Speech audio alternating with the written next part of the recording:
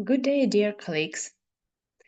I'm very happy to welcome you all today at our European Regional Artificial Intelligence for Information Accessibility Conference. This event is a part of the Global AI for Information Accessibility Conference that is organized annually by the Working Group on Information Accessibility of the UNESCO Information for All program to commemorate the International Day for Universal Access to Information.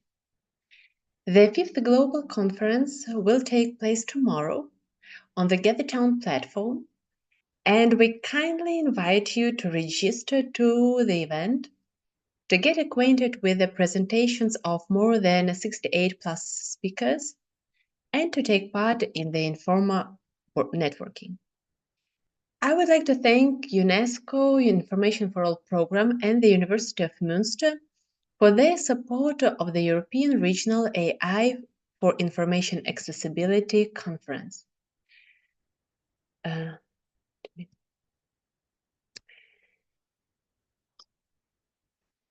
topic of today's event is Mind the Gap: how generative AI is breaking power and reinventing the value of information, intellectual property, and information accessibility. And today we will discuss the future of information and the law in the era of AI. My name is Daria Pryshko. I am a media law consultant, a Philip Schwartz Fellow at the Law Faculty of the University of Münster, and a member of the Working Group on Information Accessibility of the UNESCO Information for All program, and today I will moderate our event.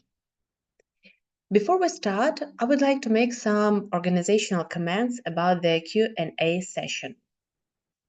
We will have this session after the presentations of all speakers of the panel. I would like to encourage participants to write down their questions for the speakers in the chat, so I will be able to pass them on to our panelists. I would like to open our second panel, Governing AI, with remarks by Mr. Cordell Green, an Executive Director of the Broadcasting Commission of Jamaica, a Vice Chairman of UNESCO Information for All program, and a Chairman of the UNESCO IFAP Working Group on Information Accessibility. Please welcome Mr. Cordell Green.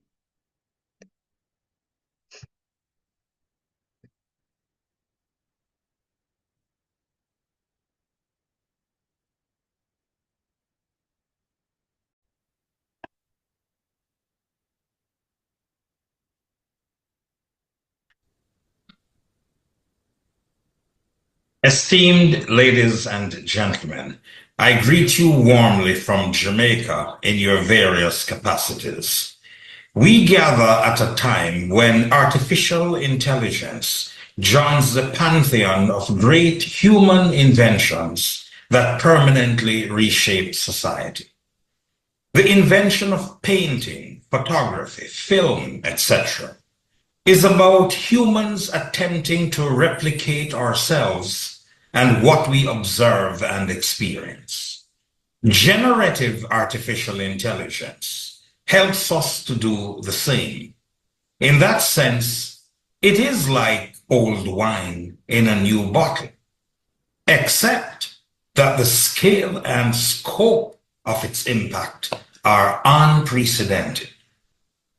Anyone can now make fake images, videos, and sound at the speed of thought, and so real that we default to positions of disbelief and distrust in what our eyes have seen and ears have heard.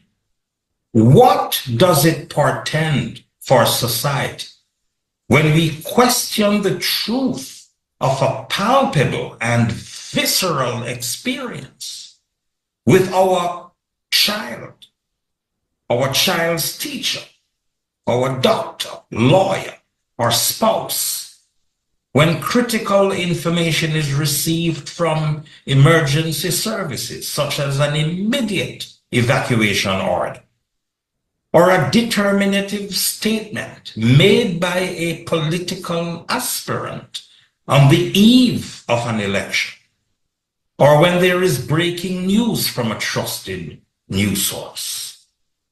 If untruth and disbelief scale to a point where we normalize fiction, fraud, and distrust, society becomes dysfunctional and a mere carcass. Hence, exhortations such as that of the late Professor Stephen Hawking that AI poses an existential threat to humanity. But a threat does not equate to an inevitable outcome. Neither is our choice a binary one of utopian AI hype or crippling AI dystopia. The more we all know about AI, the more we can actively shape its development and use it for the good of society. For this to happen, there must be openness, inclusivity, and enlightened access. People of all walks of life who will be or are being affected by AI should have a say about it. That is the purpose of today's discussion.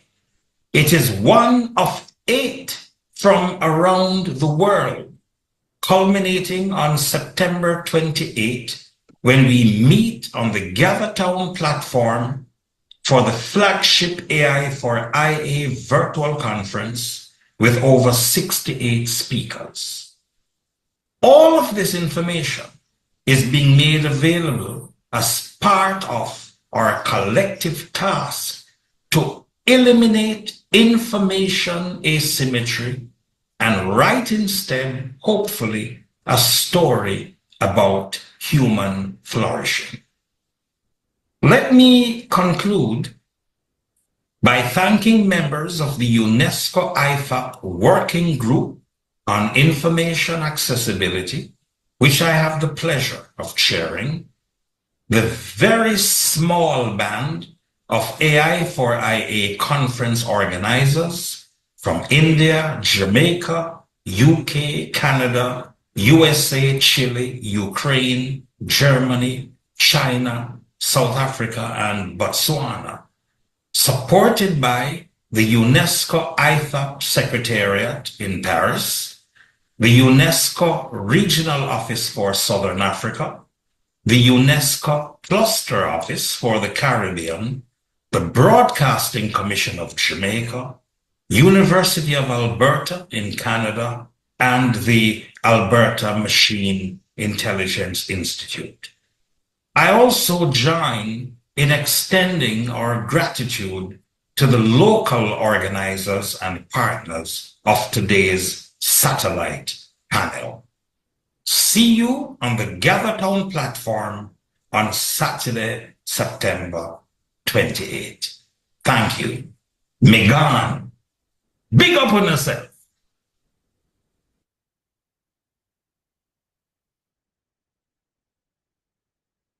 Thank you, Mr. Green, for such a great introduction and warm greetings. And now I'm happy to open our second panel, Governing AI, and to invite to the floor our first speaker, Tatiana Oleksiuk, the Vice President of Access Info Group under the Council of Europe Convention on Access to Official Documents, known as Tromsø Convention, a council member at the Ukrainian National Bar Association Media and Advertising Regulation Committee. Ms. Oleksiuk is a Ukrainian expert on access to official information and open data regulations, whose experience include advising, teaching, and advocating on international standards and national legislation in this sphere. And today she will share with us her knowledge and experience, and we'll talk about international standards of access to official information for AI in governance. Please, Tatiana, the floor is yours. Thank you, Daria. Dear colleagues, can you hear and see me well? Thank you very much. It's my honor and pleasure to open today's discussion and to present you my thoughts, not about AI for accessibility, but about accessibility for AI. My experience brought me to these thoughts during my 2 years long research stay in the research center based in Germany, Center for Advanced Internet Studies, where I had my research stay and where I researched digitalization in access to official information. This experience was really remarkable because I communicate mostly with the scientists who had no legal background, but had a strong computer science background and sociology science background.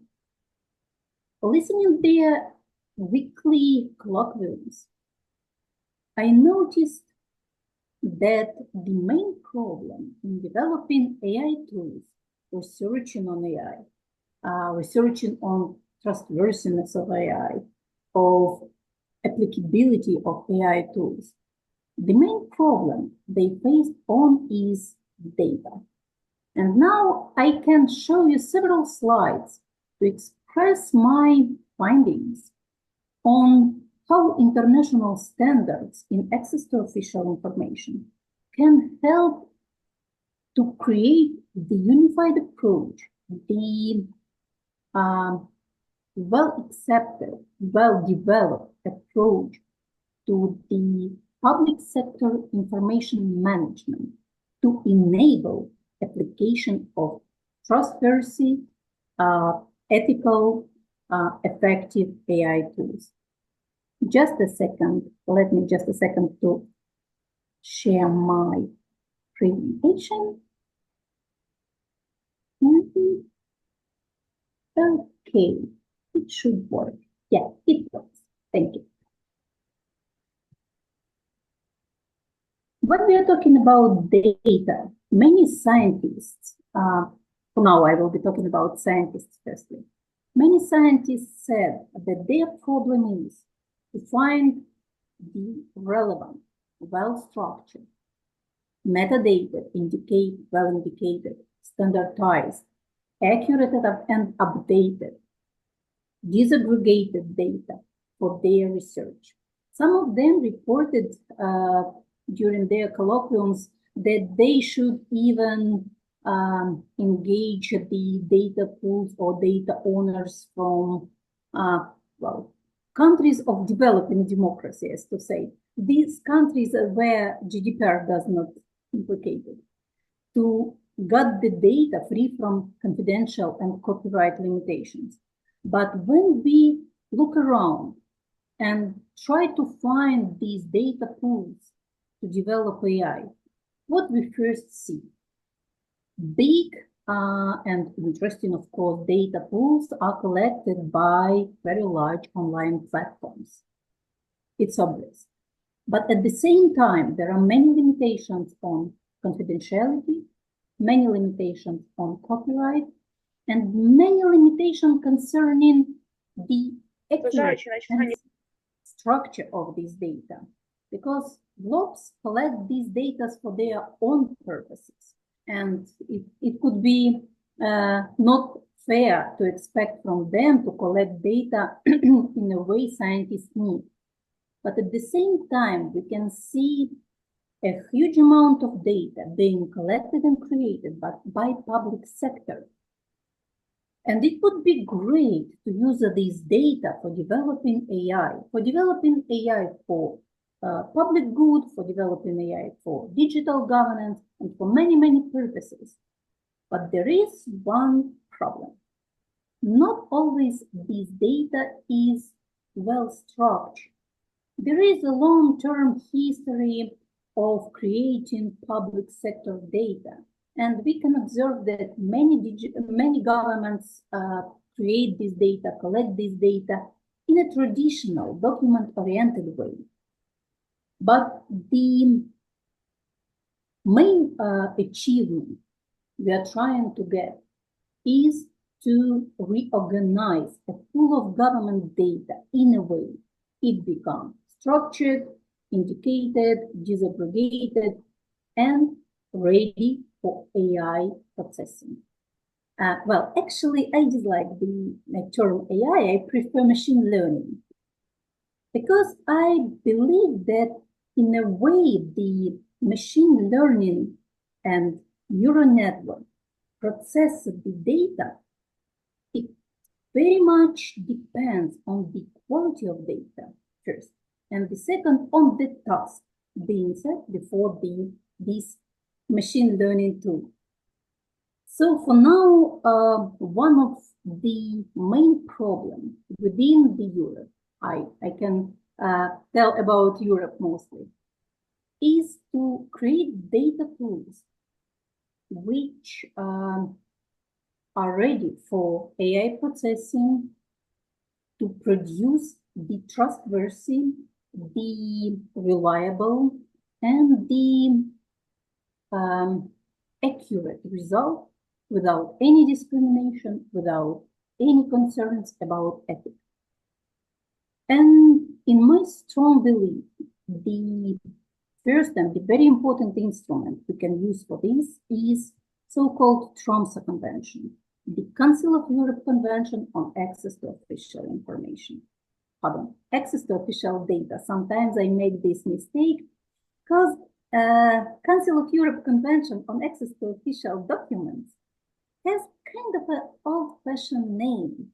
And many people say that, well, it's about traditional documental approach, and there is no space to apply these standards for the digital data. And I may argue that the situation is quite opposite, and I'll show you two most important takeaways from the convention, which enable us to imply its standards to the digital data. First of all, what is the Tromsø Convention? It's not as well-known document as, for example, European Convention on Human Rights, but quite important. It got into force on 1st December 2020, and for now it has 15 parties. Ukraine played its important role in implementation of this convention because Ukraine was the 10th country which ratified the convention and turned it on. So Ukrainian representative is the vice president of the consultation of the party, the first monitoring body under this convention, and I am the vice president of the Access Info Group. The second monitoring body consists of 10 experts all over Europe, which also aim at monitoring the implication of Tromsø Convention within the member states. And the first provision I want to draw your attention is Article 1st, which defines the scope of Tromsø Convention and says that official documents means all information recorded in any forms. So the convention is not so old-fashioned as it seems at the first glance, and the scope of convention covers all the digital data collected by public sector. We have an explanatory report to the convention. It's a kind of a recommendation document, but it helps us to understand better what the authors of the convention means when they write these or those expressions, because we have no decision in individual cases for now, but we have the first baseline report for now. And the explanatory report said that all the information recorded by any physical means stored in electronic formats, such as electronic databases. So all the electronic registers, all the electronic databases, all the open data sets are under the scope of Tromsø Convention. It's the first good news. And the second good news is in Article 9. Actually, convention is quite short, but it is very well describing the approaches to the digital information as well. And these complementary measures, Article 9 is about complementary measures, provide us with plus one important standard. And I feel that the development of this standard, the implication of this standard, to bring us to important achievements concerning digital government, concerning management of official information, and influencing the development of AI tools in governance. I mean the quotation from the Tromsø Convention, which says, all the parties shall take appropriate measures to manage their documents efficiently so that they are easily accessible. I might say that, in my opinion, it's the first international document which obliges the member states to manage their documents efficiently. From my experience as a attorney, as the policy advisor in Ukraine, no less than half of problems in communication between those who want to know information and those who collect and create it within the public sector is caused by defects of management of the information. Many times I saw many cases when the requester was asking the information and there was no other public authority taking this information, this only one which was asked. But due to the poor document management, the requester did not receive this information. There are many supporting tools, like an obligation to help the requester, an obligation to act in a good faith, to help the requester to identify the documents he or she needs. But the obligation to manage the documents efficiently is a game changer, in my opinion. And I believe that we can observe in future a change of paradigm in public sector document management from the document-oriented system towards the openness by design. This is an approach aimed at changing the very architecture of the public document management to establish an approach when the information is collected from the very beginning in a way to be easily foundable by electronic means and applicable and appropriate for machine processing. And my third quotation from the Tromsø Convention refers to the proactive publication. It's not the, it has no kind of a direct application towards NI, but it enables using public sector information by anyone. And I believe that private initiatives aimed at developing AI tools for public good will benefit from this rule because it obliges all the national governments to publish all the information they have. And especially it comes to the formats including the use of new information technologies, like it said in the explanatory. And I'd like to prove what I mean. I will skip my slide about Access Info Group, probably a couple of words. What is the impact of Access Info Group work on the development of digital access to official information and further AI tools for accessibility? Council of Europe Access Info Group is one of two monitoring bodies, as I mentioned before, and the contribution of this group is in analyzing all the countries' reports and producing the synthetic report on the general application of Tromsø Convention within the member states, which which comes with, of course, recommendations to the member bodies.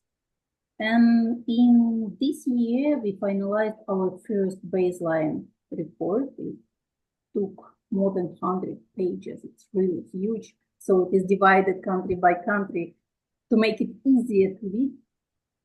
But at the same time, the idea of Access Info Group work and result is to provide the member states with the unified standards on how to apply Tromsø Convention. Again, when it comes to digital information, it is also be covered by Access Info Group expertise. And I'd like to prove some of my thesis now with the quotation from the country's report. I've chosen the best cases, in my opinion, and you can see how different member states reports about their implication of Tromsø Convention at the national level when it comes to the official information in digital formats. For example, Estonia reported that their public authorities must create indexes and instructions in order to facilitate the finding of documents and ensure the finding of documents but full text search using a computer search system. So Estonian government reported that they introduced a well-structured system of indicated public information, which is ready for machine learning processing. Iceland reported that they use an electronic system for information management and collaboration. Why I underline collaboration? Because when it comes to the open data, it is really important when the information within the public sector is interoperable. So every state authority can use the information collected by another and create some additional value findings. And Moldova as well reported us about advanced official information management they introduced in the country. I have the small last minute to address you to the Open Data Charter. Open data actually was the first step toward this openness by design. However, it deals mostly with the certain sets of open data information. When at the same time, the Tromsø Convention said us that all the information created by public sector should be available should be managed in an effective way. That's probably it for today. I try to be accurate with time, and I am here to continue our discussion. Thank you again for your attention. Thank you very much. It was a great insight into the work of Information Access Group, and actually in the way how the Tromsø Convention works. And I want to pass the ball to our next speaker, to Maria. And it is interesting because you, Tatiana, mentioned that we are on the verge of changing the paradigm of document management. And it's from this point of view, it's interesting to know Maria's point of view. Maria is a research fellow at the European University Institute. She holds a PhD in politics and a master's in media communication and information policy. Her work cuts across disciplines and looks into media freedom, gender representation, and the politics transparency, focusing on its digital aspects. And today, Maria will give us her view on how artificial intelligence can improve the implementation of access to information laws, and what are both opportunities and challenges in this area. Please, Maria, the floor is yours. Thank you so much, Daria. Thank you also for the invitation and possibility to be here. And thanks to Tatiana for a super interesting presentation, which actually is very helpful for me to continue because I will be talking about the access to information legislation. So I'll try to share my screen.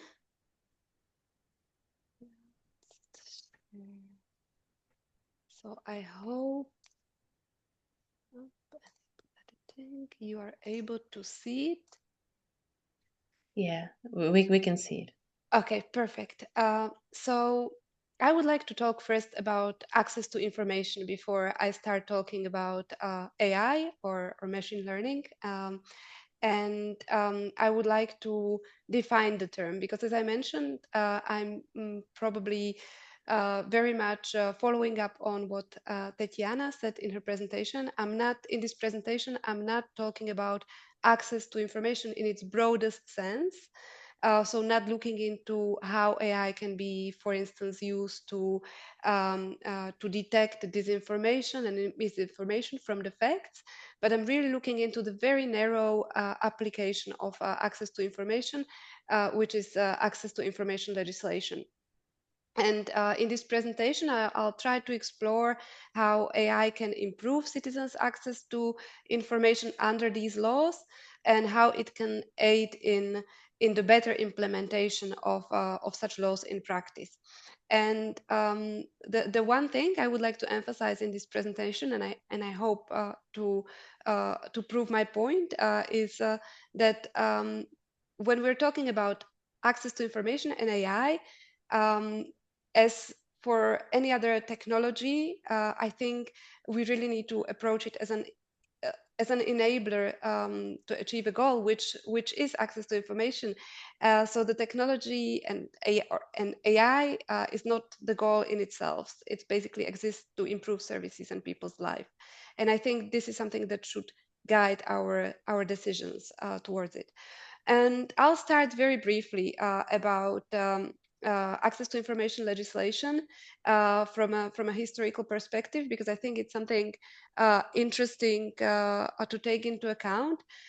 Because we often think of access to information laws as something very modern, but it goes back to the Enlightenment era, to the philosopher Jeremy Bentham, who argued that improved access to information would lead to better governance. And since then, this argument has been validated over the years by many political scientists and economists. However, when we look at the time before he proposed this argument for publicity towards our modern times, we can see that except for Sweden, which was a pioneer in adopting access to information legislation and did so already in 1766, although it's important to say that it was not a legislation in a sense as we know it now. So it wasn't meant to be used by the broad public, but mostly by journalists. But from these times to our modern times, we can see that for most European countries, but also other countries in the world, the journey towards legislating access to public sector or public interest information was quite long. And on this figure, you can see the adoption rate from 1950s to 2016 of access to information legislation worldwide. And you can clearly see that the most significant spread of this legislation occurred in the late 90s and early 2000, which was particularly due to the collapse of the communist bloc, because all post-communist regimes in Central and Eastern Europe hastened to pass access to information legislation. For one thing, because it was one of the EU's pre-accession conditions, as it was seen as something to pass that would improve chances of joining the EU. And but now we can see the spread in the past year. Um, access to information legislation is not being adopted only by democratic countries, but also by semi-authoritarian or authoritarian regimes. And this is often for signaling purposes, so such as attracting foreign investors who seek transparent and predictable environments. And since these laws have been implemented also a lot thanks to the international pressure, they are very similar, in some cases even identical in their design. And in their designs, they are very robust. However, if we look at how they are implemented, there's a big gap. So that's the first gap I would like to talk about today. So the gap between de jure and de facto of the implementation of access to information law. And to help to illustrate this gap, I would like to use this example, which is not European. What you see here is basically a document released to the New York Times in response to access to information litigation in 2017. So what you see on your left-hand side is what the journalist received from the public agency, and what you see on your right-hand side is what they received after a court order because they appealed. So through this example, I just wanted to briefly illustrate this gap that we often see between the laws on the paper and how they're being implemented in the practice. And we have a lot of research that basically shows the most common problems in accessing public sector information or public interest information, which these problems include not adhering to already long statutory time limits. So this means that public agencies are delayed in their responses, or they don't respond at all, which might be problematic for certain groups, especially for journalists who need fresh information, and by the time they receive answers, it might not be newsworthy anymore. Other problem is also high refusal rate, but also inconsistent responses and discrimination and biases against requesters. And I think this is actually where artificial intelligence can be useful if of course is designed in a thorough way. And I would like to show you just one case study on which I'd like to illustrate it throughout next slides. It's a case study from Hungary done by Simonovic and colleagues, and he did an experiment exploring how people with different identities and different socio-demographic characteristic would be treated by public agencies. And I'll start with this question. I know this would be very difficult for anyone who doesn't know Hungarian context to guess, but I'd like you to keep this question in mind as we go through other slides. So the question is, do you think a Hungarian citizens who send an information request from the email address with the name Jennifer Orsos would receive a different response compared to a citizen who sent a request from an email address with the name Anna Molnár? And as I said, I know this would be very difficult for audiences outside of Hungary, but I'll reveal the findings later for you. And then, of course, I'm also curious, like, what do you think? Like, who might receive better quality response? Who might receive worse quality response? So just this is just like a starter. So you'll see later where I'm heading with this. But I think discrimination is definitely one of the spaces or issues where AI can be helpful. And in general, if we think about access to information requests, they are super resource intensive tasks for public administration. And just to give an example, to give you an idea of the scale, I will use some statistic from the UK central government, and this is just for the reason that I don't know many other countries who publish such comprehensive statistics, so I wouldn't know how to get this information from other countries. So only in 2023, the UK central government, which is just a couple of ministries, I'm not sure, 2021, 22, sorry for not being precise, they received 70,475 information requests. And this was a 34 increase from the previous year and was also the highest ever number of submitted or received requests since the Freedom of Information Act was passed there. And I'm not going to bother you with more detailed statistic on what information was withheld, what information was disclosed, but just one information that might be useful. Still 16% of all these requests from 2023 are still being processed, which really shows the volume. So the volume of these requests public administration receives is really considerable, and understandably can be overwhelming. So, and I think this is where AI offers the potential to streamline this process and alleviate some of this burden on civil services, making access to information more efficient and responsive. So first, I'll start with these opportunities, as I already suggested. So I think definitely it's increased efficiency and productivity, where AI could help.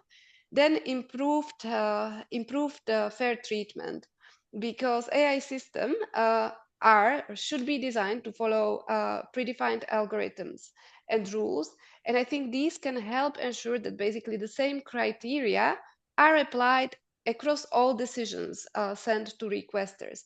So this basically reduces the risk of variability that we see often occurs when human decision makers are involved.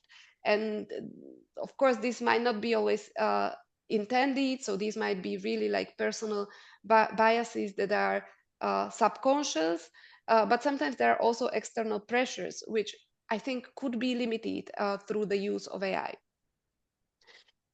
Then another opportunity definitely is enhanced accuracy. So if the AI systems are really trained with large representative data sets, they can improve the accuracy of decision that are made during the managing access to freedom of information requests. And again, as I mentioned about the consistency and improved fair treatment, things just like a human fatigue might be eliminated through the use of AI. And then, of course, related to this are cost savings. So the operational costs for public administration can be lowered, and this might also mean that it could free up resources for other important public services and initiatives. And then also related to this is scalability. So if we see, at least what we've seen in the UK, is that really the number of requests in the past year has been growing almost exponentially. And we know that whereas humans wouldn't be able to deal with it without proportionally increasing the allocation of resources, with AI, this can be addressed. However, not to be too optimistic, right? So I also have several slides on threats and on potential issues. And as I started with saying that access to information is the ultimate goal, I really believe that yes, the technology and AI can be a fantastic tool that can improve access to information, but it will be only as good as the data it is trained on. So going to machine learning that Tatiana mentioned, yes, we need a really good and comprehensive representative data sets to be able to get to good decision processes being done by AI. And so the challenges. One thing is, again, bias and discrimination, and that I will illustrate on the example, on the Hungarian example very soon. So if we have data that are biased, of course, decision will be equally biased as if they were done by humans. Then there is also a problem with erosion of privacy. So since the AI may involve processing large amounts of personal data, it can, of course, raise concerns about protection of individual privacy, security, but also, on one hand, we are happy that we can we can delegate things to AI. On the other hand, we might lack human oversight.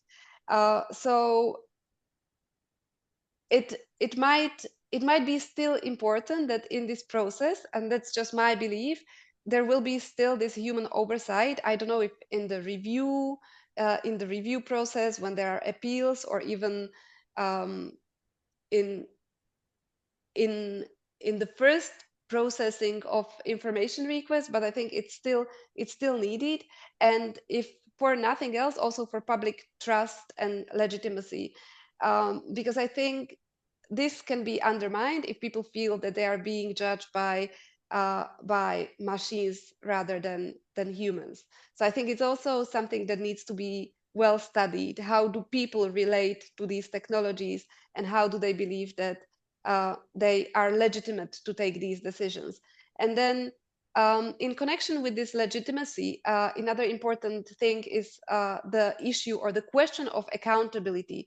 So now we, of course, like in every department, we have an FOI officer who deals with freedom of information requests, and he's responsible, or he or she is responsible for them. So if there is any error, there is a person who would be held responsible for this, and this is not the case of AI. At least we are not sure how to address this issue and who will be attributable responsibility for these decisions made by AI system. So I think these are the challenges that if we really want to reap the benefits from AI in the application to access to information laws and their management and implementation in daily practice, need to be tackled, and we have to have discussion about these. And to go back to the example, I told myself, since this is about AI, I'll just use ChatGPT to give it some probes to see how it would work in this context. And first, I asked about this Hungarian requester. So I was curious, like, what would ChatGPT tell me about this Jennifer Orsos, for example?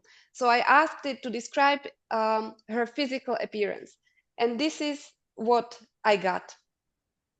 So, and without giving it any further information, my prompt was only, please describe the physical appearance of a Hungarian named Jennifer Orsos. And as you can see, it clearly picks up that this name is connected with Roma heritage, with Roma ethnicity, and never mind that it tries to save the situation at the end by concluding, that it's important to know that individual appearances can vary greatly, and no assumption should be made solely on a name. I mean, in a way, it has already made this assumption. So, because it's trained on the data that clearly suggests that people with certain names are Roma, and we know those familiar in the regions. I mean, we know that this has, of course, some implications for the public service delivery for these people, because as you might have guessed, so the results and the findings of the study by Simonovic and colleagues showed that basically local civil servants in Hungary did indeed discriminate against the requester with the Roma sounding name, or Jennifer Orsos. So people with name like hers were less likely to receive a response. And when they did, the replies were significantly less polite and of much lower quality, which in itself, it's really very disappointing outcome. So, for instance, like any responses, people with Roma sounding names in these experiments, they received responses without greetings, or so you could clearly see the difference. And what I'm trying to show with this example is that if the data, or if the models will be trained on this data, their decisions will be equally biased. So most likely, the information request decided by AI would again lead to unfair or discriminatory outcomes, particularly against marginalized groups. And then I was also curious. I think I still have time, right, Daria? A bit? Yeah. Yes, Okay. yes. So I have just one more slide. I was curious how a ChatGPT would advise me on an actual freedom of information request. So I included in my probe Freedom of Information Legislation Act 2000 from the UK, and especially Section 24, which deals with an exemption from disclosure based on national security. So basically, it says that if the Section 24 is fulfilled, then public agencies, based on the exemption of national security, can withhold the information from requesters. And so I fed this information, I fed all the legislation and said to ChatGPT, please take especially into account this Section 24. And then I asked to decide whether the information in the following request should have been withheld or provided based on this section.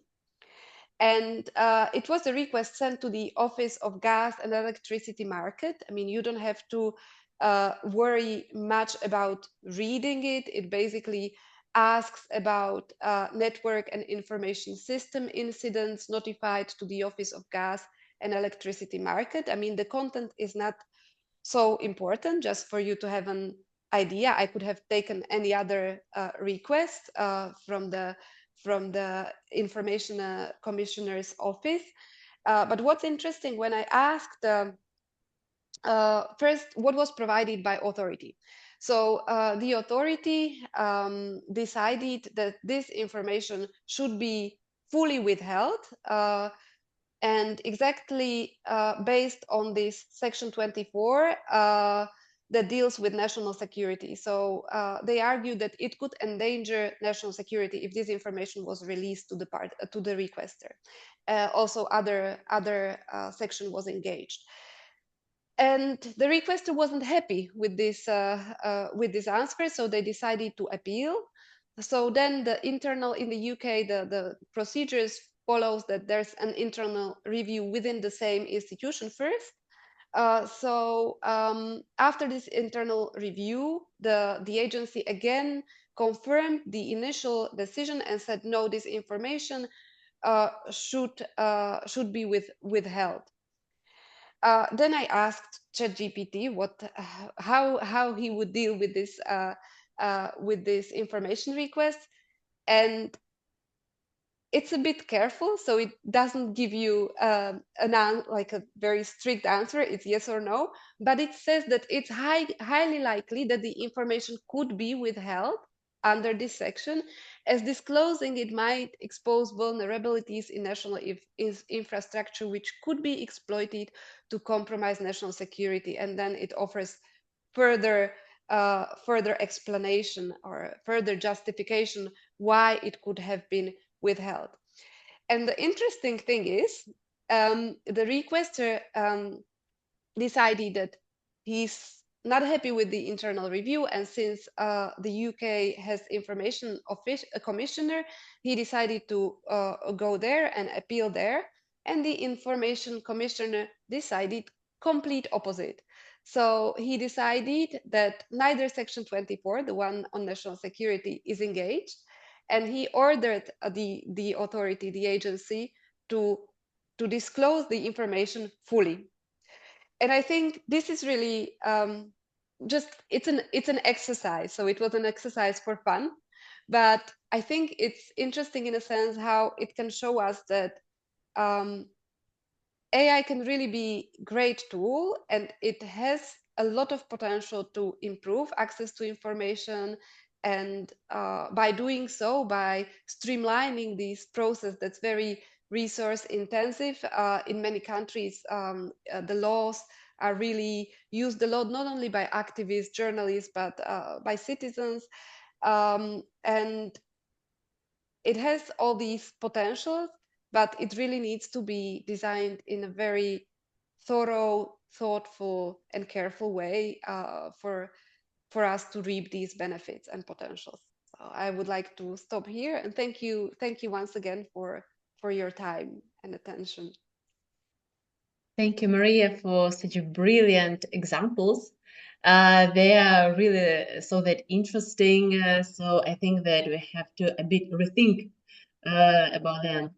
And thank you for showing your view on how AI may improve and facilitate access not only to information, but to help civil servants and other people in this.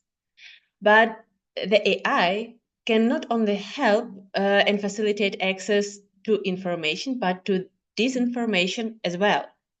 And at this point, we have a problem. And I'm happy to introduce you to our next panelist, Olga Batura, who is a senior fellow at the University of Münster and who is an experienced lawyer specializing in regulation of information and communication technology, as well as digital technology, and who works as a legal researcher and public policy consultant. Dear Olga, I'm very happy that you have joined us today, and I'm looking forward to your presentation on the European legal landscape in the sphere of AI and combating disinformation. Please, the floor is yours. Thank you very much, Daria. Good afternoon, ladies and gentlemen. Daria, colleagues, thank you very much for inviting me to this panel. I was very interested to hear the presentation before mine. All super interesting. And Maria, if you need statistics on access to information from Europe, I can share with you in the chat, for example, for German, also on federal level. Maybe you can give it a look or a read. So indeed, I will share my screen now. Oh, sorry, it says host disable participant screen sharing. Oh, Daria, wait. Yes, I simply... So I've made it. Yeah. Yes, Try should again. be possible now? Yeah. Yes, thank you. Thank you. I think you can see the screen now. Yes, we do. So thanks for confirmation, Daria. So as Daria already said, I will be talking about slightly darker side of the usage of AI. Maria presented to us at least some of the opportunities, but also kind of challenges. But I will be talking more about challenges or only about challenges. So I will specifically cover kind of three questions. And the first one is how AI is changing or has changed disinformation. Then how legislation addresses this changed disinformation. And here I will focus only on the EU legislation that has been adopted so far. This is because this is the legislation I know most, and also because, well, I need to somehow limit myself to a certain jurisdiction, otherwise it will be too long. And I will conclude with mentioning some of the gaps that are unfortunately remaining unaddressed, and unfortunately there are also serious gaps that are remaining. So let's start with the first question. So I suggest at the very beginning to establish a few facts regarding disinformation and AI. First of all, what do I understand under disinformation? So you can see on your screen, you can see the definition that I'm using. You will see that the definition is quite broad and it covers both intentional and non-intentional misinformation, so what is usually called misinformation. However, I put them together. Why did I decide to do this? This is because without having a perpetrator, so to say, it is difficult to establish where their intent was present or not, right?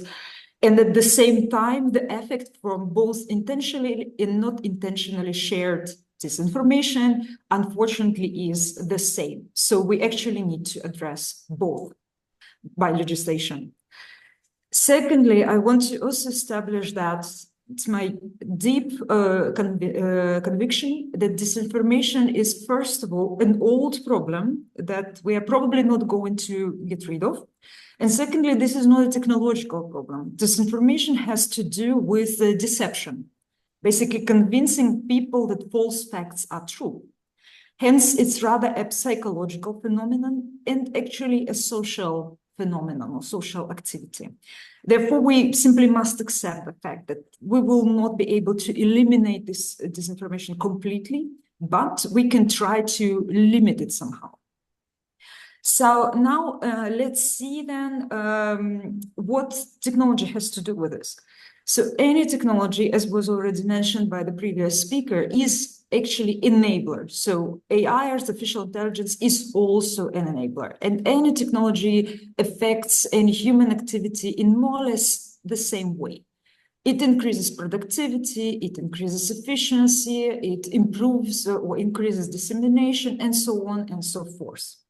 So now let's see, having all this in mind, let's see how exactly AI is changing this activity or phenomenon of disinformation. So first of all, let's focus on productivity.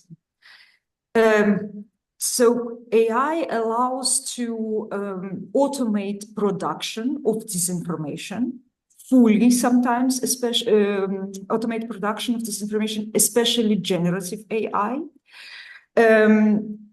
And this production is automated by AI, but dissemination is also automated by AI, however, also by some other information and communication technologies. So this automation of production and dissemination leads to further effects. So first of all, there is much greater volume of disinformation produced constantly. Disinformation is produced and disseminated much, much quicker because it can go simultaneously over multiple channels at once. By channels, I mean, for example, social networks, messengers, media. And all this leads, of course, to a much wider outreach of dissemination. In terms of geography, so within seconds, it can go across the globe. And it also increases the outreach in terms of audiences, meaning that kind of new audiences are exposed to disinformation. By this, I mean also by nationality, but also by age, for example, by language, and in many other ways. So previously, if people were using different media or channels of communication, maybe it would take longer for them to encounter this information. Now everything's happening more or less at the same time. And this ability to quickly reach out to different geographies and different audiences also has to do with the new aspect that AI changes, namely quality and individualization of disinformation. So what I mean by quality of disinformation, I mean by this the possibility to create much more believable, much more credible disinformation. So, for example, an AI-generated image or video is of such great quality that they are barely distinguishable from the really recorded image or video. Even the free versions of generative AI are already so good. You maybe remember in the past, what I mean by past, few months ago, they would have too many fingers or something like this, and you can kind of detect it quickly. But you can change this with few prompts very, very quickly and get rid of it and get a perfect visual representation. However, this is free versions. Paid versions or paid AI is much, much better and does not even do these rookie mistakes. Also, voice, of course, can be synthesized and used together with the video to produce a very, very believable image. So, and of course, because everything is digital nowadays, such synthetic content is more and more difficult to detect and to track where it came from. So this is one aspect of quality. And another aspect of quality is this individualization that I mentioned. What does it mean? Everybody of us can get disinformation that we unfortunately might end up believing in. So this disinformation that is produced, basically tailored to the beliefs, fears, biases of every one of us, was not possible in the past. It might have been possible to produce something like this just for one person, for an important decision maker, maybe, but it cost a lot of money. Nowadays, with AI, this individualized, highly individualized disinformation can be produced on a great scale, at very low cost, and very quickly, and for a long time. What I mean by a long time, if they don't get you with the first disinformation message that they send, after sending 100, they might just find the one aspect that will get you hooked. And this is exactly the danger of this high quality of AI-produced disinformation. Last but not least, one more issue that is kind of important for disinformation, for especially production of disinformation, is that in some way production of falsities is inbuilt into AI, and specifically generative AI. You probably all heard about hallucinations of generative AI. Please know that this is not a bug, but a feature, so to say, of this technology. To allow generative AI to be creative, and use here creative in quotation marks, meaning that AI should be able to produce something new and different from the data that is fed into it. AI algorithms work with probabilities and these probabilities allow generative AI to make mistakes, again, mistakes in quotation marks. In most cases, these mistakes are beneficial because they indeed allow to create something new, like new ideas. They are actually used by some artists to create visual art. But in some situations, these mistakes result in AI spitting out wrong information that is then taken up by the user and spread further. So actually, in this case, we might even speak about misinformation, not disinformation, because the intent here is not very obvious, especially if user is not very knowledgeable and doesn't check information.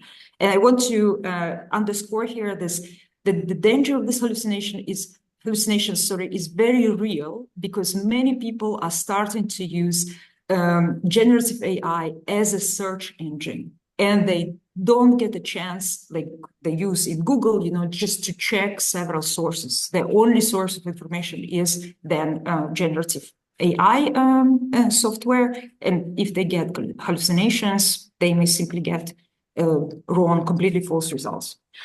So now let's see what are legal responses to these issues of AI, of disinformation that are enhanced or changed by AI. So first, let's see at the what is the legal response to this enhanced production, amplification, greater volume, greater disinformation. So first of all, I want to say that I think that automation of production of disinformation and volume of production actually are very difficult to control, possibly also not manageable, not possible to control or prohibit. Why?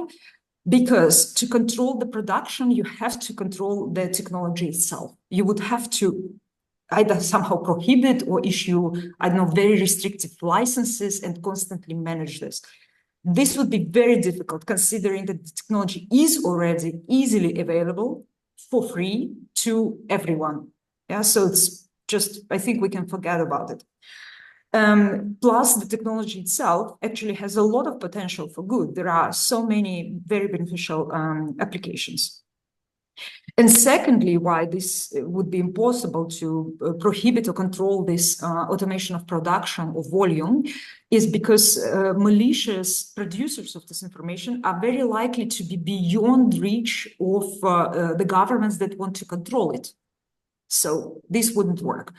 So I think that the best kind of bet of the legislator, and this is what this legislator did, is to try and control dissemination. So trying to control amplification of disinformation through various channels.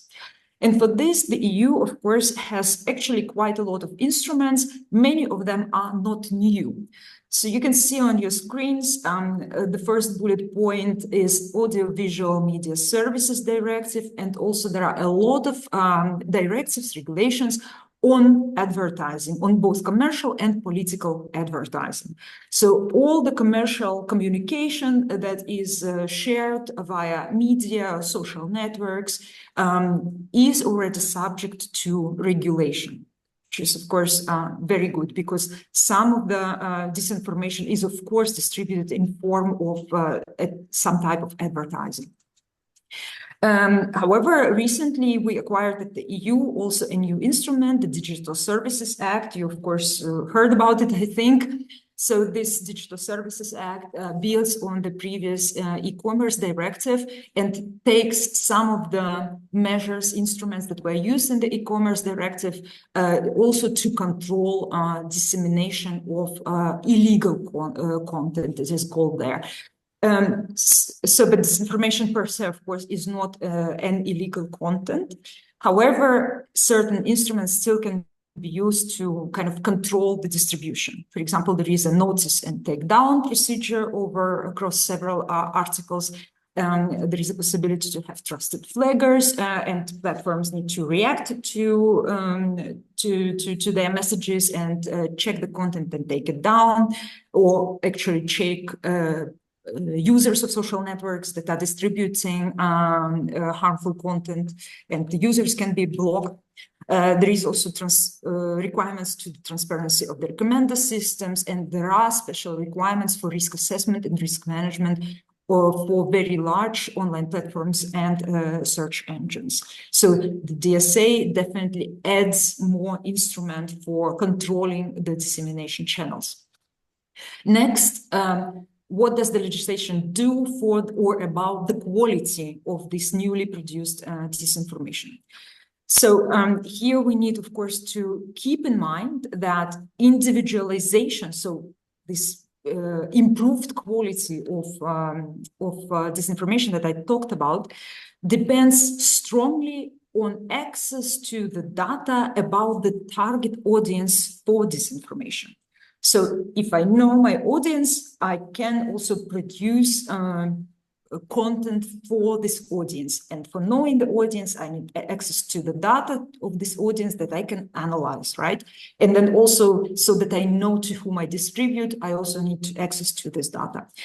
And EU legislation actually has a very strong instrument to control or to regulate this. This is, of course, the General Data Protection Regulation, right? It limits the collection of personal data. It limits and restricts, controls the storage and processing of the data, especially sensitive data, such as gender, sex, national, ethnic origin, etc. It requires prior consent to any operations with personal data, and so on and so forth. So very strong instrument. However, of course, this instrument is addressing in the first line good actors, right? Not malicious actors. So what do we do about malicious actors who may acquire access to our information through some nefarious means? For this, of course, we have other type of legislation. This is cybersecurity legislation.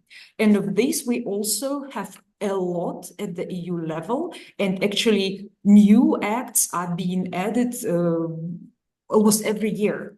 In addition to the legislation that you see, EU Cybersecurity Act, Network Information Services Directive, Cyber Resilience Act, we also have at the EU level standardization and certification measures that should make organizations resilient against cyber attacks in various ways.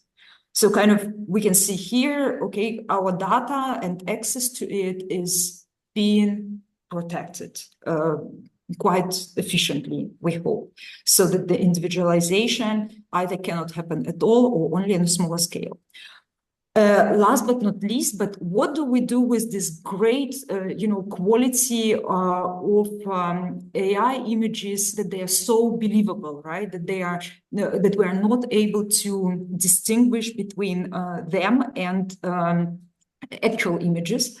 So here, the newly adopted AI Act is coming to help.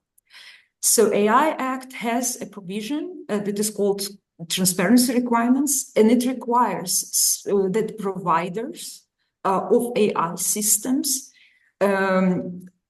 make sure that when an AI system is interacting with a natural person, that it is very clear to this natural person that the person interacts with a machine.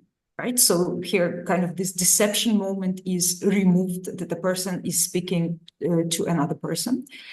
Secondly, there is a requirement for providers so developers of AI, that they ensure that AI outputs are watermarked, meaning that they are detectable later as AI created content or AI manipulated content.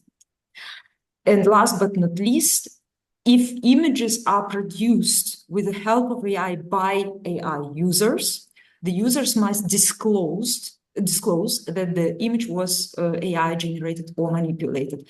Here there is, of course, an exemption for artists. Okay, and the very last point is the hallucinations that I mentioned. So as I said, this is an intrinsic feature of generative AI. I know that scientists are trying to solve it, so to reduce the number of hallucinations that a given AI system can produce. But it is doubtful, at least to the best of my technical understanding, to completely remove hallucinations from generative AI.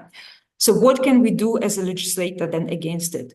Well, we can increase the awareness of people about these hallucinations, right? And we can increase the AI literacy, and I would even say more generally digital literacy of people, so that they, for example, know what are these hallucinations and they know how to check, control against them. Here again, the newly adopted AI Act has two provisions that should help slightly, I would say. So you can see that providers must, again, ensure that people know that they're interacting with machine. This is an awareness measure. And there is an Article 4 that requires a promotion of sufficient level of AI literacy. So where does this all leave us? So, I'm sorry. Unfortunately, I must say that even though the legislation seems to cover all the issues that kind of AI enhances in disinformation, however, this coverage of the issues differs strongly in its intensity and completeness. There are quite a few gaps, and they are actually quite serious. So first of all, I picked here just three. So first of all, for amplification. Even though the legislation is trying to somewhat control the dissemination of disinformation, this control is mostly, and it's called post factum. Yeah, so notice and take down, not kind of control before that. No platform has a legal obligation to filter in any way content that is uploaded to this platform. So there is no prior control. In addition, legislation does not target the business models of online platforms that exist now. And this business model, as you probably know it, is to push certain types of content, the content that brings eyeballs, that brings attention. And it's always very provocative, challenging, scandalous content. This, unfortunately, is not addressed by legislation in any way. Second big gap is, of course, deep fakes. We saw that there are some of this transparency obligation, and supposedly, as I told you, users of AI that produced deep fakes need to make a note of some type that, you know, what you see is an AI produced content. However, very central to understanding what it means is that the AI Act applies only to those users, deployers in the language of AI, so only to those users who act in a business context, so in professional way. So if all of us, as simple users, as non-professional users, decide to produce these deepfakes, we are under no obligation to inform whomever that we have produced a deepfake. So it's a serious gap. And I give you an example, for example, of the United States and South Korea, where production and distribution of deepfakes in certain contexts is actually criminalized. So in the context of sexual content and election, it's criminalized, but it is not in the EU at all. Last but not least, hallucinations. As I mentioned, I think awareness raising and AI literacy are two most important instruments how to fight it. And not only this, but in general, it's good to be AI aware and AI literate. However, the current provisions are very, very, very weak. So again, current provisions are not about increasing the general level of AI literacy, but only the level of literacy of people who work for deployers and providers of AI. I would add that AI literacy currently is also not part of media or digital literacy at all. And media and digital literacy in any case is national competence, not competence of EU.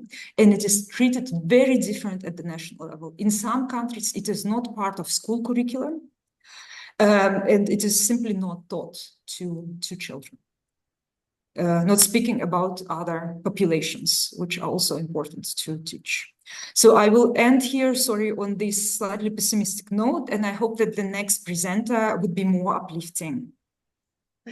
Thank you very much for such a comprehensive presentation and a deep dive into European legislation and its gaps in regard to AI and disinformation.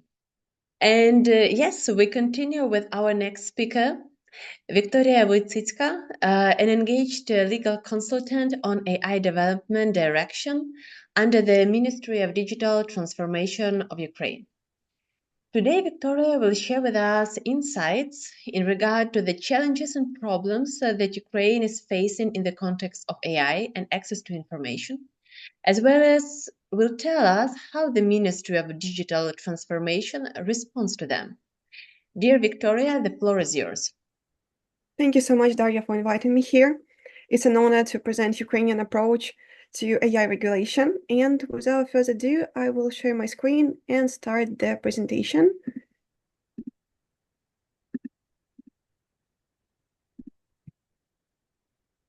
Can you see my screen now?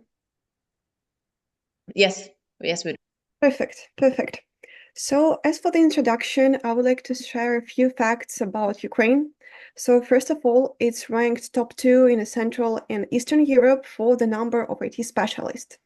So over the last 10 years, the number of specialists in AI has grown for the total 5,200 professionals.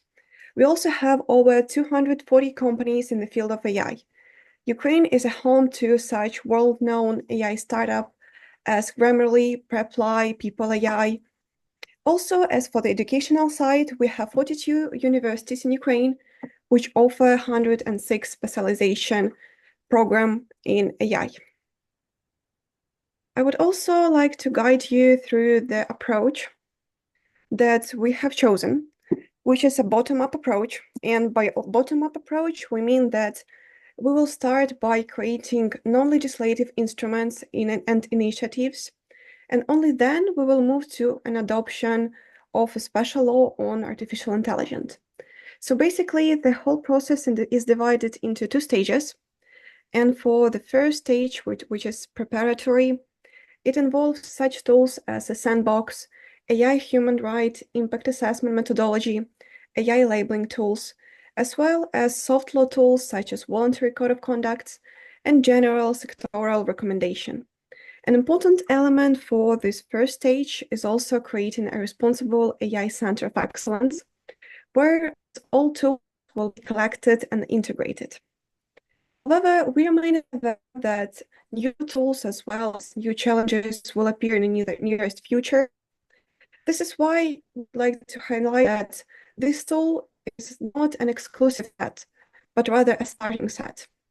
We also intend to actively monitor the emergence of new tools and initiatives for responsible AI at international level, as well as the public sector and in initiatives.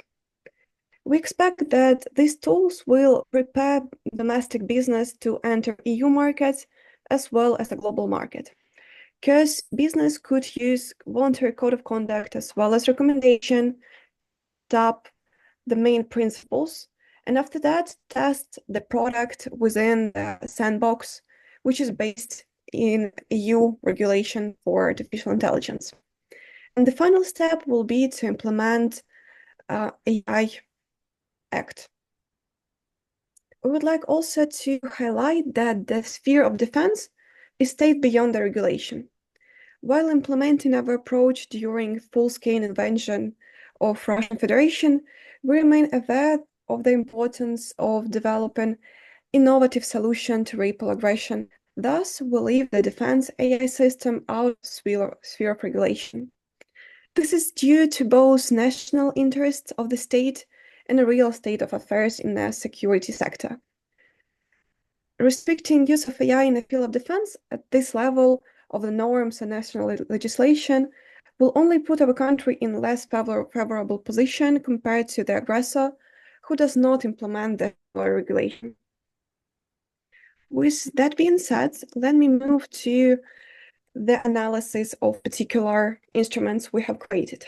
So our work is divided into three main areas of activity, which is regulation, AI public administration, and education. Let's first take a look at regulation. So we have a roadmap, which basically describe approach to a regulation for the Ukraine. Expected outcome, we expect that safeguarding human rights from these risks associated with development and the use of AI. Also establish a culture of cooperation and self-regulation in the field of AI in Ukraine. And last but not least, integration into European market and implementation of EU standards as a part of European integrity trajectory. Next is a white paper. So basically, white paper is the integration of all of the tools we would like to implement in years future, which will be the sandbox, the Hudaria methodology, AI labeling tools, guidelines, voluntary code of conduct. So it basically is a main piece of legislation, so-called soft legislation, which contains all the necessary information regarding further steps and the tools that will be implemented. Next one is the sandbox.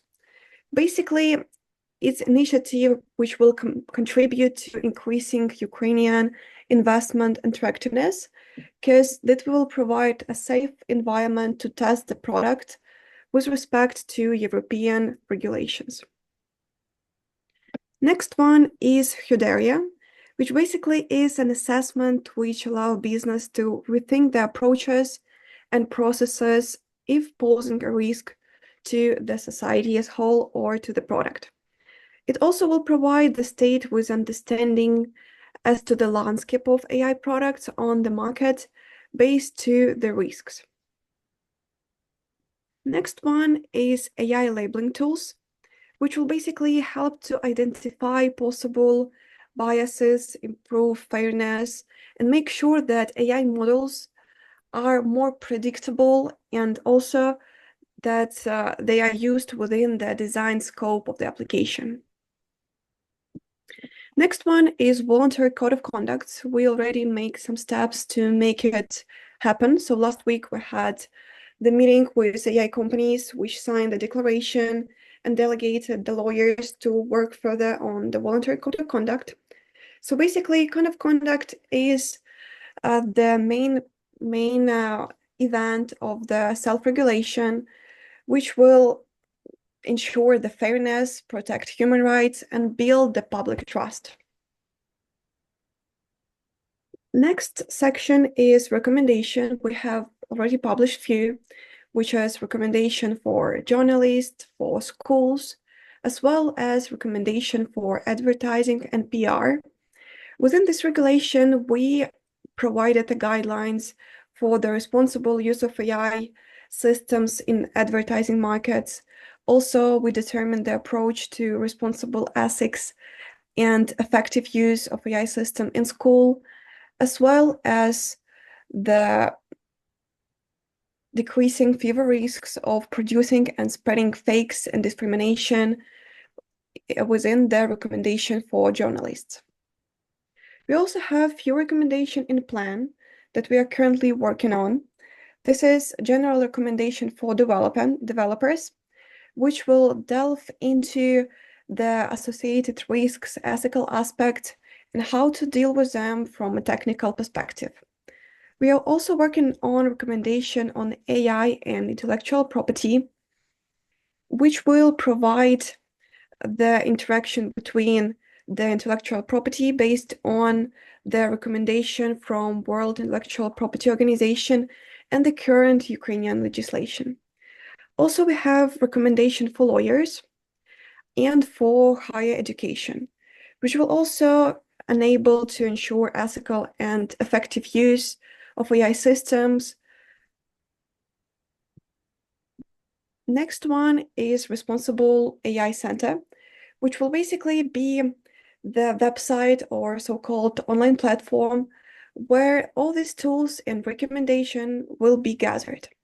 As for expected outcome, the main goal was to keep the business and the public informed and updated with respect to what is happening regarding AI regulation. Also to create so-called centralized point of access to all of the official information, documents, news on the regulation, and steps for the development of AI. Also, the key point of this transparency and openness of the ministry work and this area overall.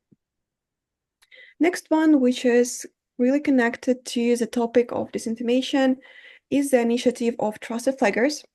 So as we all know, Trusted Flaggers is stated in the DSA, where the Trusted Flaggers are organizations that act as reliable channel for online platforms and users to identify violation of human rights when using AI system. So basically, in Ukrainian context, we were inspired by the DSA mechanism. However, we tailored the mechanism due to the need of Ukraine as a state and Ukrainian society.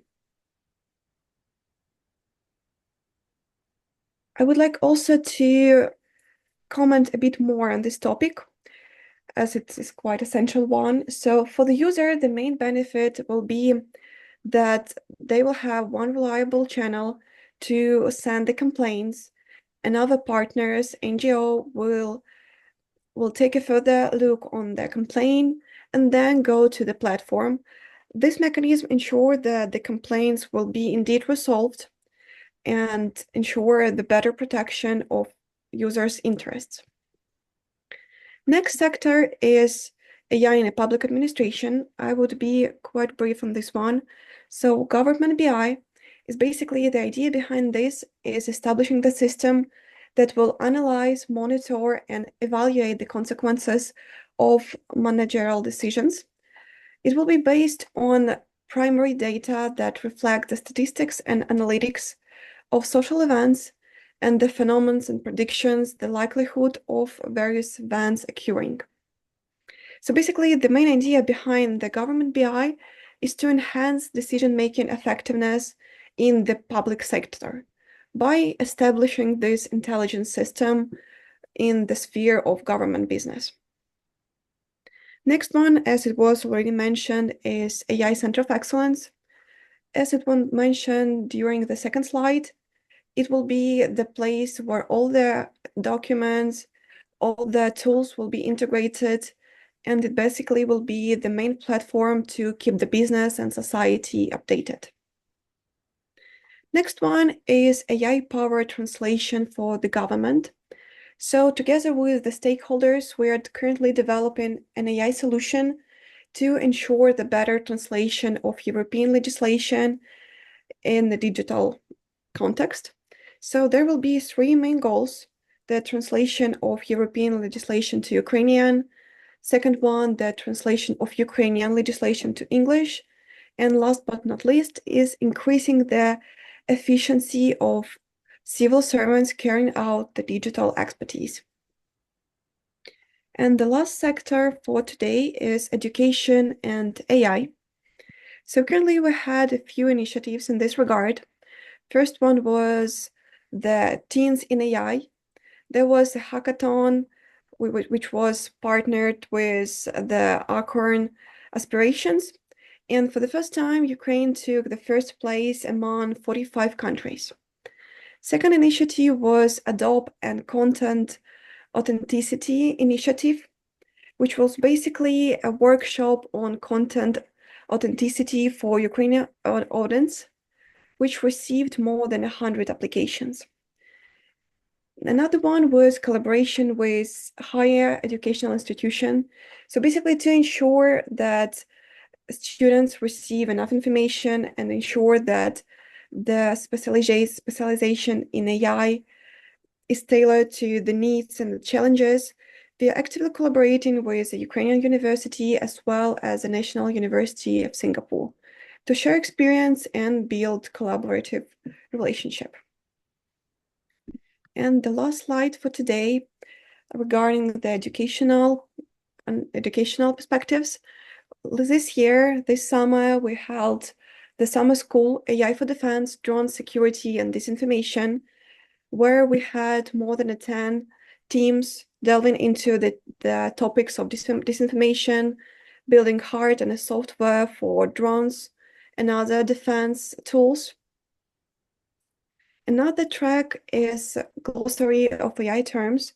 So basically, we are currently working on developing the draft of dictionary of AI terms together with educational committee to solve the problem that have aligned glossary to actually build large language model. And the last one for today is educational course, how to implement AI into Go product. So we prepared this course for the Ministry of Digital Transformation of Ukraine teams. In future, this course will be expanded and offered to other government bodies across Ukraine, as well as the broader society. So that was all from my side. I guess we will have the Q&A session afterwards. I'll be happy to delve into other aspects. Great. Thank you so much for providing us with such a great overview of how Ukraine responds to challenges connected with AI and information accessibility on the level of both legislation and soft law, as well as for sharing insights on different Ukrainian initiatives in this area. And I invite our next speaker, Tetiana Avdeeva, a senior legal counsel at Digital Security Lab Ukraine and an expert at the Expert Committee on Artificial Intelligence under the Ministry of Digital Transformation of Ukraine. Currently, as civil society representative, she is engaged in AI governance processes both in Ukraine and on the Council of Europe level. And today, she will share with us on how the civil society can influence on the development of the policies in the sphere of AI in the context of access to information, both on national and international levels. Please, Tetiana, the floor is yours. Thank you very much, Daria, for inviting me here today, and thanks a lot for everyone who has presented before me. Your presentations and the research you're doing are really fascinating and inspiring in many directions, I would say, because I found lots of amazing ideas for me to think about and to work on further. As regards today's presentation, I would probably start with introducing a little bit what Digital Security Lab is doing at the civil society in the area of artificial intelligence. So we have two departments. The first one is working with digital security, as is clear from the name of the organization. My fellow colleagues who are digital security experts are providing the support for civil society organizations, journalists, media, human rights defenders, and other vulnerable groups. And one of the areas they're focusing on is directly digital security in the sphere of AI, which supposes the piece of advice on how to adequately and safely use AI tools, how to implement them in the work of civil society and the media, and what to do when certain incidents happen. And the next department of our organization is the legal one, where I'm working as a senior legal counsel. We're working in, again, 3 different major tracks. The first one is legislative and policymaking track, which supposes the work in the sphere of working out the standards and norms and software recommendations. The second one is the training of both the public sector officials and the our fellow colleagues from civil society sector. And the third one is basically the analytical materials developing and working out on various targeted projects. So I would start from the end, from the analytical work which DSLU does currently. We have lots of interesting projects in this area. For example, we mapped the AI systems in the public sector in Ukraine, identifying needs and gaps and providing recommendations on how to enhance basically the way the state operates and the way the states deploys different AI systems. Why is it important in practice? Currently, there are a few states where AI is deployed on various levels in the public sector in terms of almost every level. Ukraine is one of those states, and the biggest challenge and the biggest need here is to deploy those systems adequately and following human rights standards. Because since Ukraine is not yet the EU member states and the Act isn't applicable directly, and since Ukraine has not yet ratified and signed the AI Convention, on which DSLU also worked into the processes around which DSLU contributed, there is a need to have the strong standards on the domestic level. It's amazing that there are other instruments which actually contribute in one or another way to the regulation of AI sector. Today, the Tromsø Convention has already been mentioned, GDPR as well, partly at least in certain aspects covers the regulation of AI when it concerns personal data protection, but we also need human rights standards to be put in place even where there is no specific instrument designed for AI. And here, civil society actually, and that's that's the thing we're actually doing. Civil society makes a large input as oversight over the things which are done by the state in this area. Only one example, which from my perspective is the most emblematic of why it is necessary for the civil society, academia, independent experts to actually be involved in this sphere, is the sector of video surveillance. In Ukraine, there is an extensive system of video cameras installed in the streets, and those video cameras are also equipped with the function of facial recognition, thus possessing the software which runs on the basically AI, it is AI driven in its nature. And the problem which has been identified by my colleagues from the Digital Security Department is that in some areas of Ukraine, the municipal councils which are responsible for deployment of such systems, firstly, did not go through the procedure of public procurement, namely did not announce tenders, and secondly, because they didn't announce tenders and as a result, they did not think of the technical standards and requirements towards these kind of systems. They, in fact, implemented the systems which are running on Russian software Trasir. This is only one of the few problems which we face in practice when we are dealing with use of AI-driven tools in the public sector. In fact, there are many more of them. I mean, access to public information, how it can either create additional challenges, for example, discriminate people based on their origin, appearance, name even, or, for example, facilitate this access.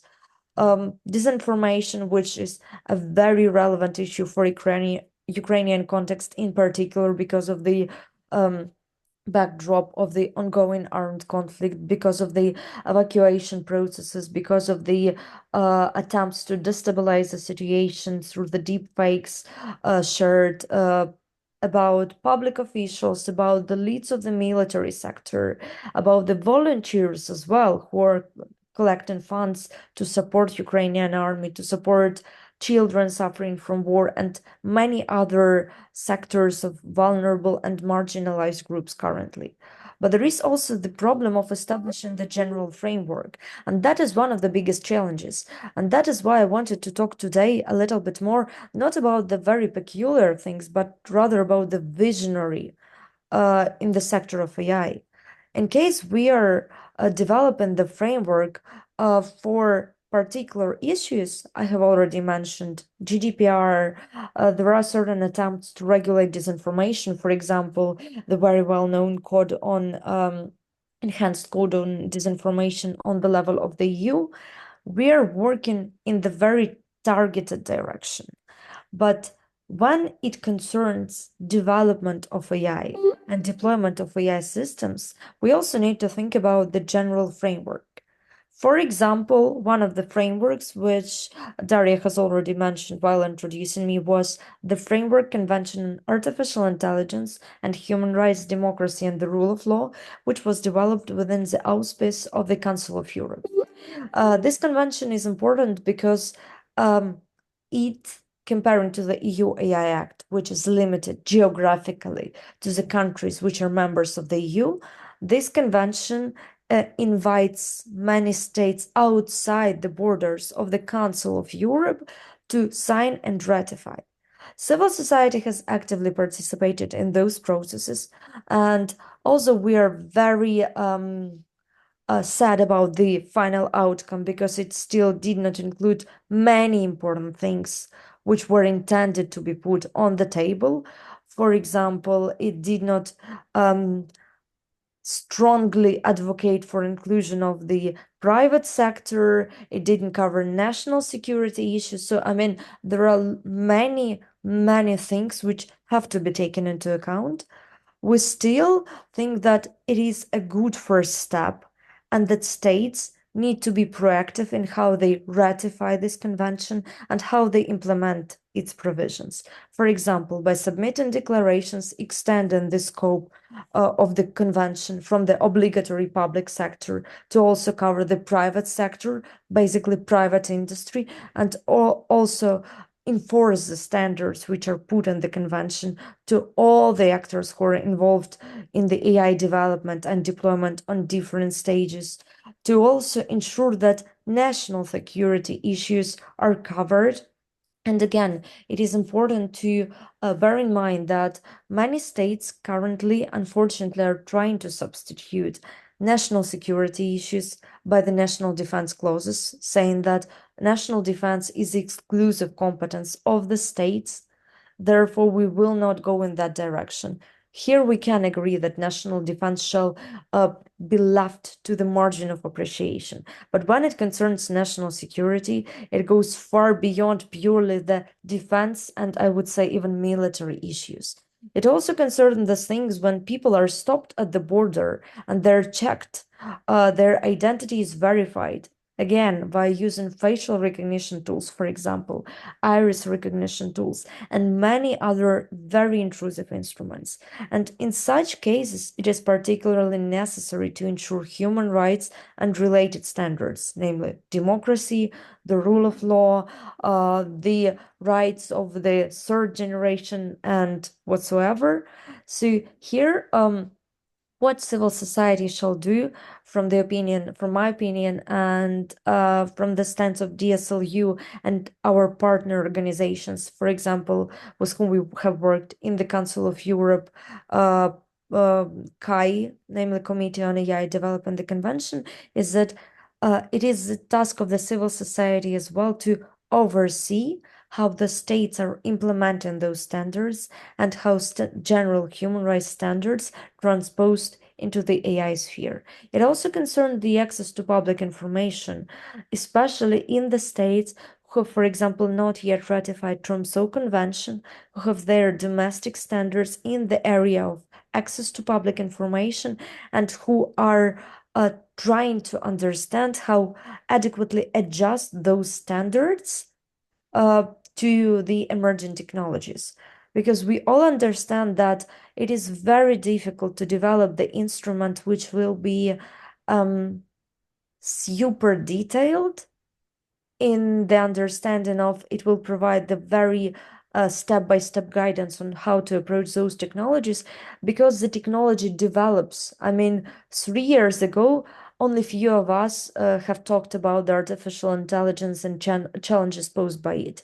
I remember that when we started this discourse in Ukraine, back to the times I worked for Center for Democracy and Rule of Law, there were first discussions ever about how AI is entering Ukrainian market, what are the potential benefits and challenges posed by it. Currently, people all over the globe, civil society organizations all over the globe working in different sectors are talking about how AI can impact the spheres of life. Why I say the spheres of life? Because AI impacts not only human rights per se, many organizations in other sectors. For example, those who are protecting our environment, those who are working with humanitarian aid, those who are working in the sector of finance have also noticed the impact, either negative or positive, still the impact is there. And therefore, in my opinion, as a brief summary to the overview I have provided, firstly, independent experts, both from civil society and academia, have to unite, exchange experience, and develop common solutions. It is very important.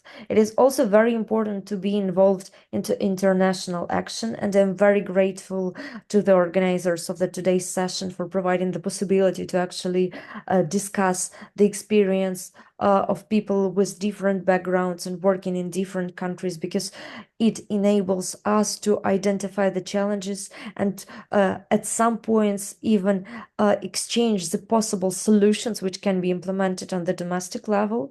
And it is very important to be involved in such processes, especially for those who are working in the countries which have not yet implemented the strong human rights center regulation on the state level, namely the legislation which ensures that certain procedures are put in place, that oversight bodies are developed, that their independence is ensured, and they can adequately function in the environment they're put in, and where especially there are, I would say, surrounding problems, because in every state the problems and the background and the environment differs. It can be the armed conflict, it can be the pre-election period, which is very tough. It can be some kind of the civil unrests, or some kind of the internal tensions in between the ethnic, religious, or any kind of other groups. So it is very important to ensure this collaboration, to maintain this cooperation between different actors, and also to commonly advocate for the solutions on the global level, because together our voice is stronger. There is no doubt in that, and we can achieve multiple fruitful solutions and outcomes. So I will be happy to talk further on about the findings and the research all of the people present here have made, and also to discuss the possibilities to cooperate with you further on. Thank you very much for your attention, and I give floor back to Daria. Thanks a lot. Thank you very much for your insights. It was very interesting to listen to. And now we will open our Q&A session. And I would like to start it by discussing the role of ethics in the regulation of AI. So my question to you speakers is it possible to regulate all issues in international, by the, let's say, international instruments and national legislation, or there are certain categories of issues that should be regulated on the level of ethical standards? What do you think? Tatiana, Oleksiuk, let's start with you. Thank you, Daria. Law started from ethical rules, from ethics, and become written law after the community adopted in certain way. So thinking about this question, I might say that ethic would work when we decide about the community, which is ready to accept these ethical rules. So I am not a sociological scientist. I prefer written law, but at the same time, I believe it could work and it could be really effective. But first, we should define the community which agreed about these ethical. Let it be like this. Thank you. Thank you so much. Maria, what will you say? It's a very difficult question, to be honest. So as Tatiana said that she's not sociologist, and you're more on the legal side. So for me, it's I somehow entrust this issue with lawyers. So for me, it would feel like I'm not competent enough to answer this question, because yeah, I think it's more on the legal side. But then I don't think it's possible to legislate everything. I would be, yeah, it would be curious what other people say, but I don't think it's possible to legislate everything. But then, as Tatiana said, if we have just some ethical standards, you would need some sort of wide approval by society. So they would, it would be sort of binding for these societies. They agree on these ethical standards. So I'm not sure, really. I mean, I would have to think through this a bit more. Thank you a lot. Ola, what would you say?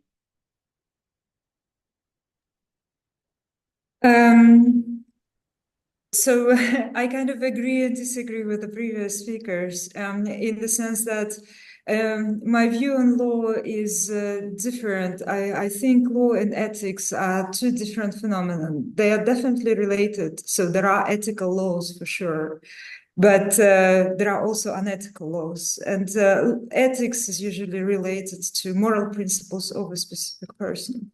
So having said that, I completely agree with Maria and Tatiana in the sense that law cannot regulate everything. This is simply impossible. In fact, among the laws that we mentioned today, there are a lot of exemptions. Just to give one, and I think the other Tatiana mentioned it when she talked about convention of the Council of Europe. For example, national security is exempted. The AI Act also excludes defense and military purposes of AI use from its application. So here specifically, I see a gap that can be filled by ethics. Yeah, but this needs to be, of course, adopted, taught, and incorporated on a completely different level. But yes, I definitely think that ethics has a huge role to play, should be taught, should be incorporated already at the level of education of software engineers, and of course considered in the design and development of AI applications without any doubt. Mhm. Thank you so much. Victoria, what is your opinion on this? Should we So have I some kind believe, of ethical standards in addition to law? Or so I believe maybe, that ethical standards should lie in the base of the law. However, it also was mentioned that it's essential to choose and identify the community where this law will be applied. Moreover, I think that in the context we are today with all this new technology coming up every day, basically, it's also impossible to regulate everything because new technology provides new challenges and new gaps to the law. So it's not possible to regulate everything, and then is where ethics come. That's why we do all these code of conducts, ethical principles, because we cannot regulate everything. We cannot keep up the regulation to all of the challenges and all of the new technologies. So I guess it should be a tango of both law and ethics to ensure that we cover all the gaps and all the challenges. great, thank you. Tatiana, what will you say? Actually, it's super interesting to listen to the opinions of my colleagues. Probably I will more agree with the approach that legal standards still have to be there. The amount of details in those legal standards, though, can vary depending on the kind of technology we're talking about. So in some cases, apparently the law will not be able to be of that detailed nature just because it will become overly rigid. But from what I have noticed from practice in, again, researching the regulation of AI in various states, it is very important not to substitute law with ethical standards. When we go into the world where only ethical standards exist. I absolutely agree with the opinion that ethics might be more flexible in certain cases, and it might allow us to sometime kind of to test whether a particular norm works or not, to adjust it more quickly, to adjust it to the changing surroundings, and so on. But again, my main message here is that we need both indeed, and it is very important not to substitute one by the other. Just saying, for example, that ethics is enough because everyone follows the rules, so we do not need laws. Unfortunately, it doesn't work this way, and especially in cases when incidents happen, it is very visible. So from my perspective, I would encourage everyone to follow the proactive rather than reactive approach, and to develop the frameworks which allow us to prevent the incidents rather than to react upon those which are already happening. Thank you so much. So basically, as far as I understand, everybody agree on the fact that it would be great to have both legal regulation and ethical standards. But then the question is, how can the effectiveness of ethical rules be ensured? So what mechanism should ensure that they are duly fulfilled? For instance, should it be some kind of a specialized institution? If we have an analogy with let's say, Commission for Journalism Ethics. And now I propose to go around the vice versa, and to start with Tatiana, again, with Tatiana Avdeeva. I just want to briefly present the example from Ukrainian experience. I think Victoria will follow up me on that a little bit. We already have the initiative regarding the self-regulatory development of ethical standards, and in my opinion, they can only work when the biggest players in the industry and those who are developing the most critical projects, which might undermine human rights the most, or which might create the biggest challenges in their implementation, only when they agree to voluntarily follow those rules. Because otherwise, and that's actually the biggest problem of ethical standards per se, if those who are working in this area do not follow such standards, there is no other working mechanism from the state, for example, to actually push them in this direction. So it is very important, again, to combine both. Otherwise, we might be stuck in the situation when some kind of the bad players or bad actors do not want to follow ethical rules, and we can do nothing with it because they do not care about the reputational damages, which is the biggest currency in the sphere of ethics. Thank you. Victoria, what will you say? Yeah, thank you, Tatiana. I totally agree with you. And I would like also to introduce two self-regulation tools that we have currently adopted. First one is voluntary code of conduct. And as Tatiana mentioned, we also encourage the big players to join drafting this voluntary code of conduct and work further on the culture of self-regulation. And at this point, I would like to highlight two things. First of all, it's essential for these ethical principles to be codified in some kind of a written form. It does not imply being a regulation in the form of law, hard law, but it still needs to be written somewhere. Second point is basically to listen and adhere to the thoughts of big players and involve them actively into the process of drafting. Second one, it's not a self-regulation, but it's also some kind of a recommendation that we are currently working on. And by working on the recommendation for the different spheres like PR, marketing, lawyers, developers, the principle we approached was basically also to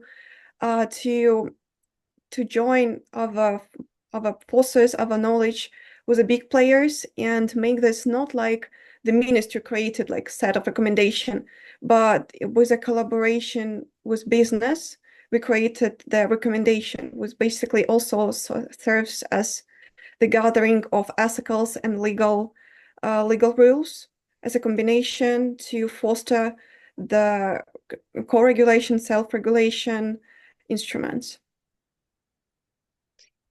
Olga, what is your opinion on this? Should we have some kind of commission for artificial intelligence ethics or whatsoever? Or maybe some other mechanisms? I strongly agree with what Tatiana and Victoria said and with the instrument they mentioned. The problem with ethics is that ethics is by definition not enforceable. If it were, it would be law. So we're just there. So this strong investment, and on the example of Ukraine, strong investment in self-regulatory measures, in good behavior by good actors is fantastic. The only thing I would, or one thing I can think about to add to would be education.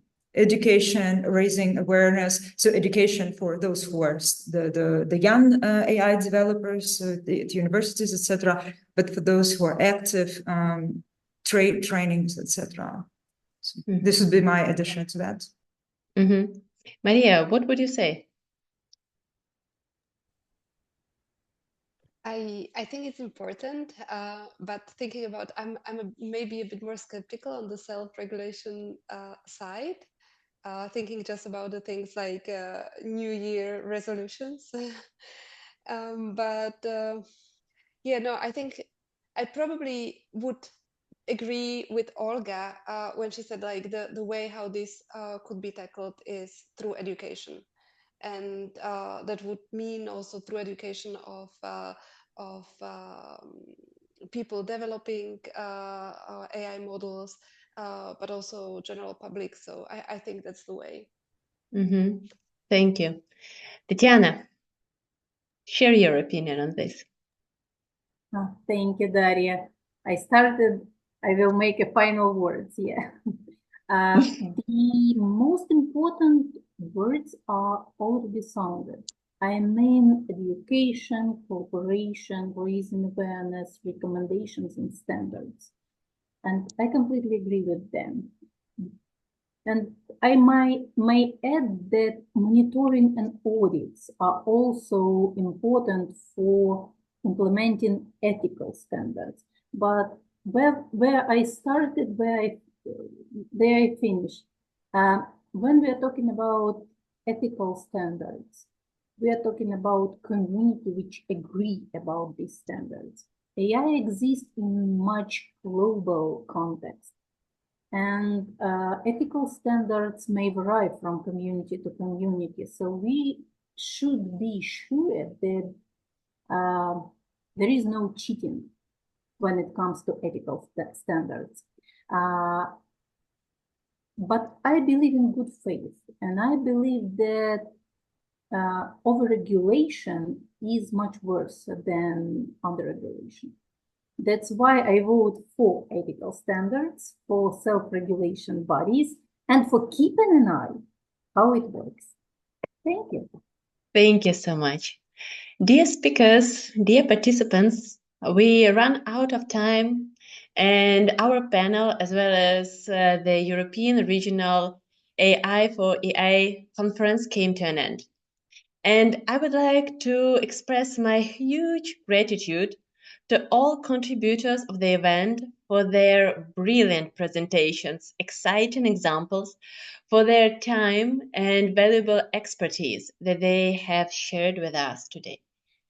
Except that I am very grateful to the participants for taking time and to join us. I remind you that you can register to our global conference that will be held tomorrow on the Gather Town platform and to explore the variety of opinions on AI and information accessibility. So thank you very much. Have a good day. Take care and goodbye.